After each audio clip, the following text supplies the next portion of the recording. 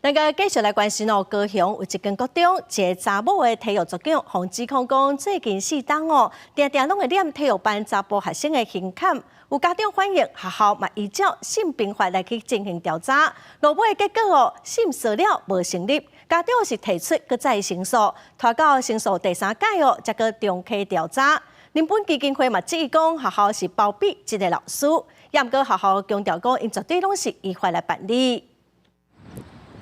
下当互囡仔欢喜拍球是真侪家长的心愿，毋过高雄某一间国中，所以10几名体育班的男学生，互女性的体育组长念胸坎，家长通报了后，发现2届调查报告拢认定性骚无成立。如果捏乳头跟随意的触碰学生这个不舒服的动作都不算构成这样子的话，那什么叫构成？如果老师都不能以身作则，那我是不是也可以随意对待其他同学？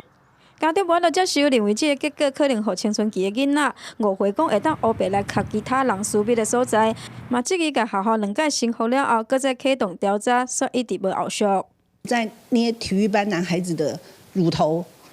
好，然后那么多的孩子受害，学校竟然还可以认定这不是性骚扰，不用惩处。我觉得真的是荒谬到极点。我们必须所有的完备之后，那指导单位、我们的上级监督单位督导发现都没问题之后，我们才能够给双方看看他们有没有不符意见之后，要不要再申诉。学校强调，家长通报了后，就无互这名组长搁再管教着体育班的学生，嘛同步启动调查。因为学校就要中立，无法度来左右前2届调查的结果，最终还是要由专家来认定。上新的调查结果已经予市府，等因审核通过了后，就会来处罚。记者王刘婷、陈hen坤报道。